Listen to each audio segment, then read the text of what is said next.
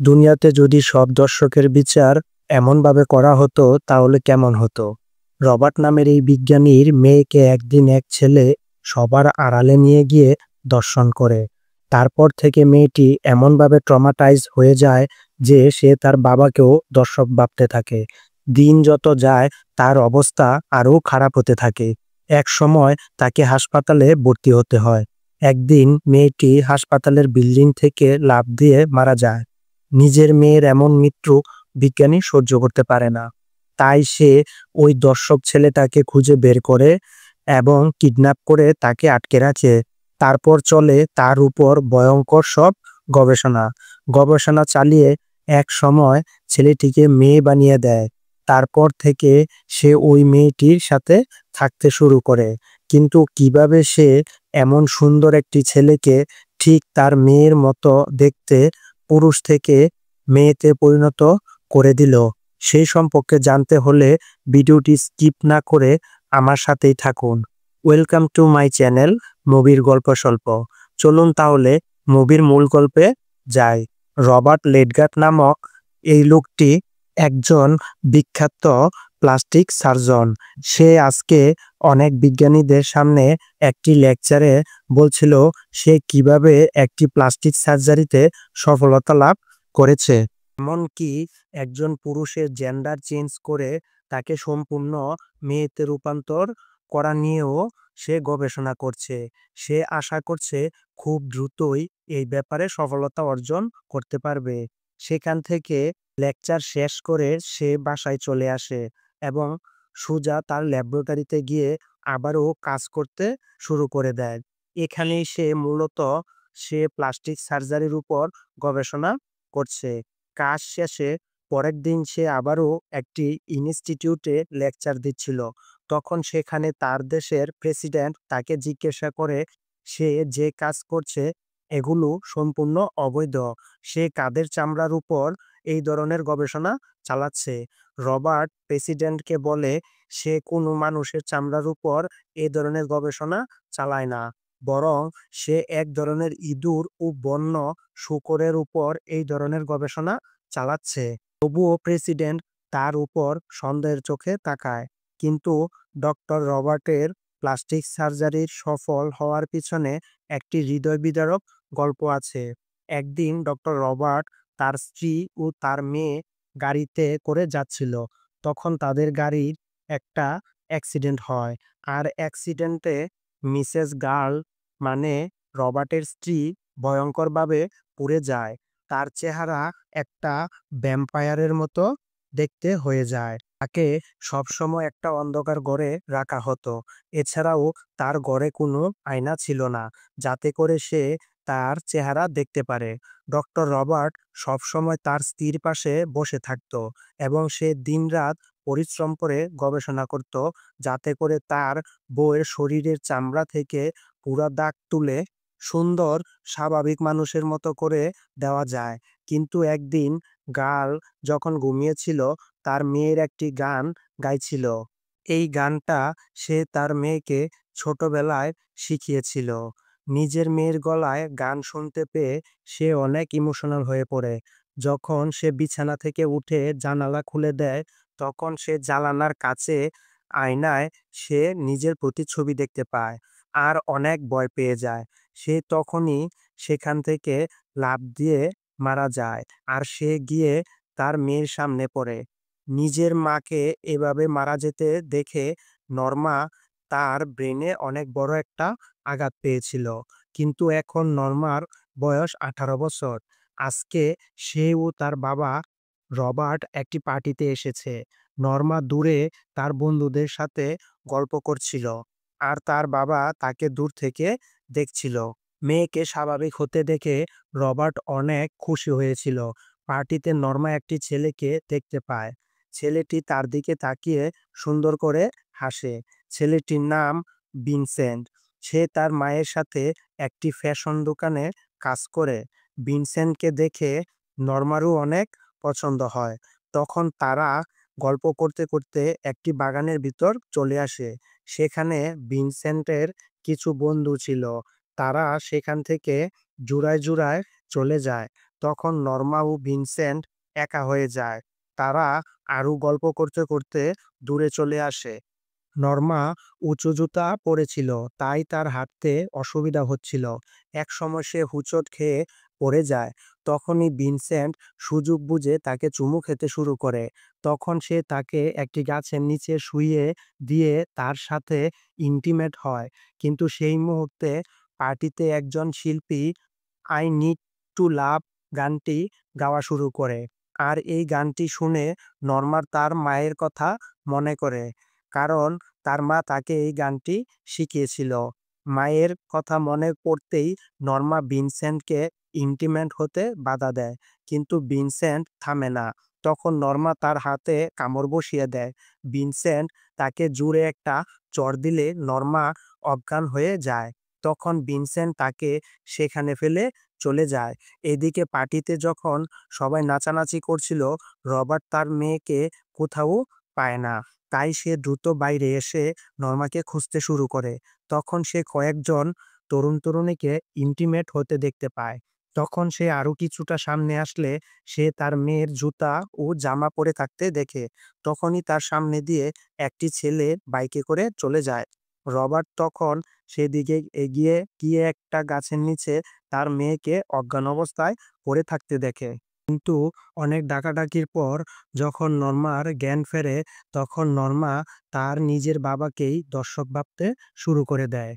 Robert তার মেয়েকে দ্রুত একটি হাসপাতালে নিয়ে যায়। হাসপাতালে চিকিৎসা করানোর পরেও নর্মা তার বাবাকে চিনতে পারে না, বরং সে সব পুরুষকেই দর্শক ভাবা শুরু করে দেয়। এর কিছুদিন পর রবার্টের কাছে খবর আসে তার মেয়ে বিল্ডিং থেকে লাফ দিয়ে মারা গেছে। এই মৃত্যুর ঘটনা রবার্টকে খুবই মর্মাহত করে। তাই সে ভিনসেন্টের দোকানের সামনে গাড়ি থামিয়ে দাঁড়িয়ে থাকে। ভিনসেন্ট তার দোকানের কাজ শেষ করে তার মায়ের কাছ থেকে বিদায় নিয়ে বাইকে করে বাড়িতে যাওয়ার জন্য রওনা দেয়। তখন বিজ্ঞানী তার বাইকের পিছু নেয়। আর পিছু নিতে নিতে বেশ কিছুটা পথ যাওয়ার পর যখন একটা নির্জন জায়গা দেখতে পায়, তখন বিজ্ঞানী তার বাইকটাকে জুড়ে ধাক্কা মেরে ফেলে দেয়। আর সেখান থেকে তাকে কিডন্যাপ করে বাড়িতে নিয়ে আসে। রবার্ট ভিনসেন্টকে কিডন্যাপ করে নেওয়ার পর বেশ কয়েকদিন ধরে একটি গোডাউনে আটকে রাখে। বেশ কিছুদিন পর রবার্ট তার রুমে আসে, আর তাকে দেখেই ভিনসেন্ট তার কাছে খাবার ও পানি চায়, কারণ সে খুবই ক্ষুধার্ত ছিল। সে বারবার তাকে জিজ্ঞাসা করে কেন তাকে এভাবে আটকে রাখা হয়েছে, কিন্তু মিস্টার রবার্ট তাকে কিছুই বলে না, বরং সে একটি পানির পাইপ দিয়ে তার উপর পানি দিতে শুরু করে। আর গোসল করা শেষ হলে সে তাকে কিছু কাপড় দেয় এবং তার জন্য খাবার নিয়ে আসে। খাবার পেয়ে ভিনসেন্ট খুব তাড়াহুড়া করে খেতে থাকে। তাকে খাবার দিয়ে রবার্ট যখন চলে যাচ্ছিল, তখন ভিনসেন্ট তাকে বারবার রিকোয়েস্ট করে সে যেন সেখান থেকে চলে না যায়।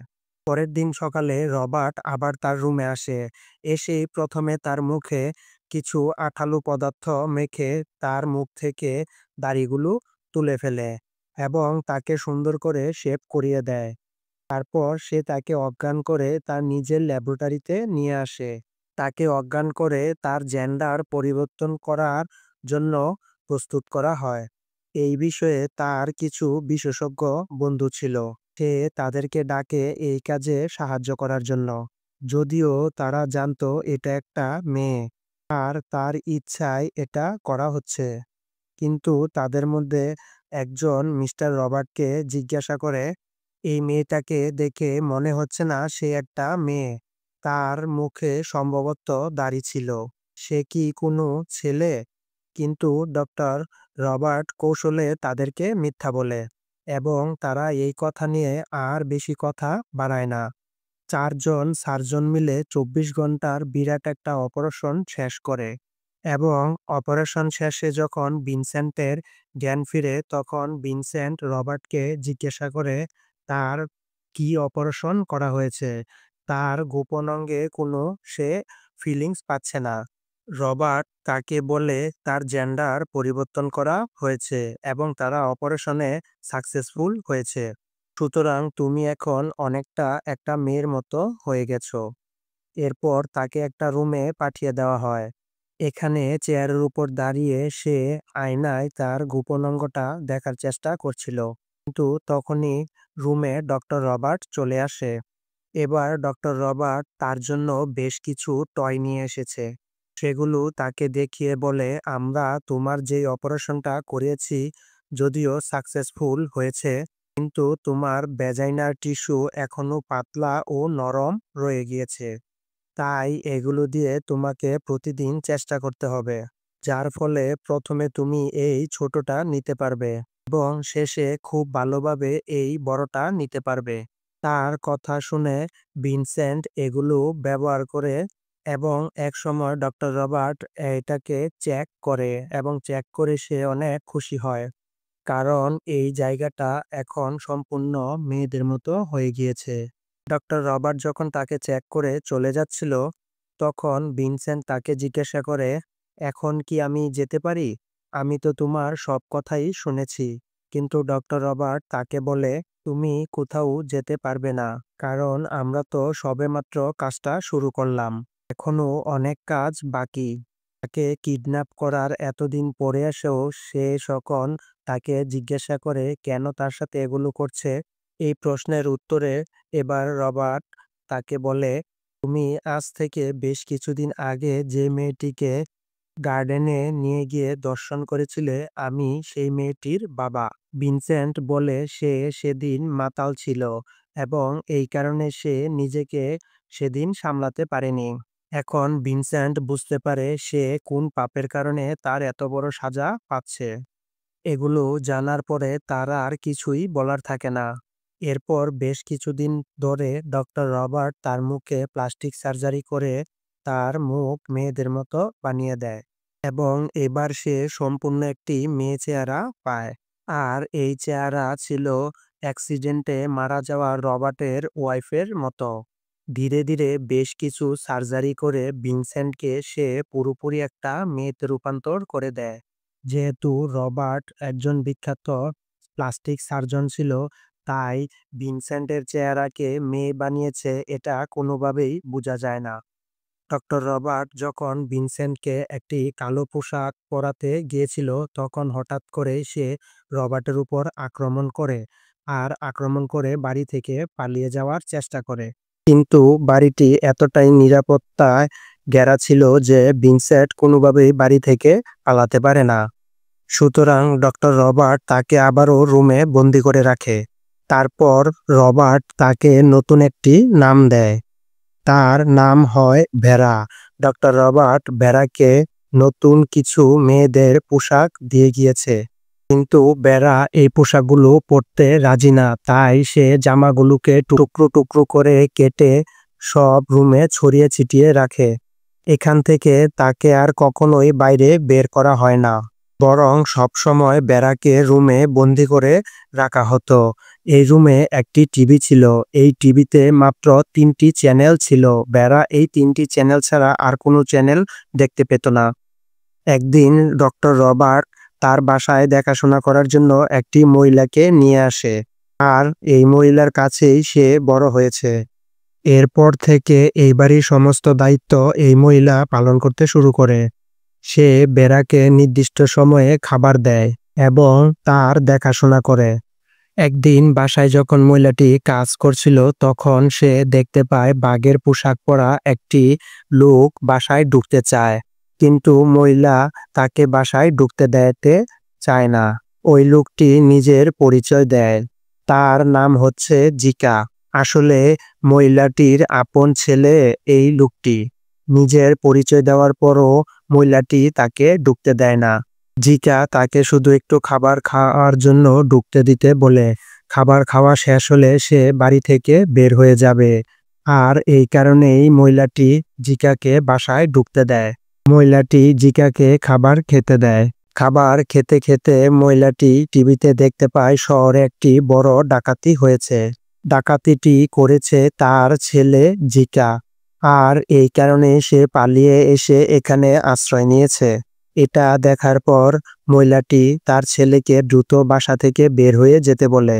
কিন্তু ঠিক সেই সময়ে জিকা সিসিটিভি ক্যামেরার স্ক্রিনে চোখ পড়ে আর সেই মেয়েটিকে দেখতে পায়। আর এটা দেখে জিকা রবার্টের বউ মনে করে সেই মেয়েটিকে, এজন্য সে তার কাছে যেতে চায়। কিন্তু তার মা তাকে সেখানে যেতে দিতে রাজি না। জিকার মা জিকাকে একটি পিস্তল ধরলে কৌশলে জিকা সেই পিস্তলটি ছাড়িয়ে নিয়ে তার মাকে ধরে ফেলে এবং তাকে একটি চেয়ারের সাথে বেঁধে রেখে সে মেয়েটির কাছে যায়। যখন সে দেখতে পায় রুমটি তালা দেওয়া, তখন সে ফিরে এসে তার মাকে অনেক নির্যাতন করে আর রুমের চাবি দিতে বলে। জিকা তার কাছ থেকে চাবি নিয়ে রুমে ঢুকতেই বেড়া তাকে আঘাত করে পালিয়ে যেতে চেষ্টা করে, কিন্তু সে কোনোভাবেই পেরে ওঠে না। এরপর জিকা তার সাথে জোর-জবরদস্তি করে ইন্টিমেট হয়। কিন্তু সে যখন বেড়ার সাথে এগুলো করছিল ঠিক তখনই ডক্টর রবার্ট তা দেখে ফেলে। এই কারণে সে পিস্তল হাতে নিয়ে রুমে যায় এবং সেখানে সে জিকাকে মেরে ফেলে। ডক্টর রবার্ট জিকাকে মারার পর তার শেষ কাজ শেষ করার জন্য বাইরে যায়, আর তখন মহিলাটি আর ভেড়া বসে গল্প করছিল।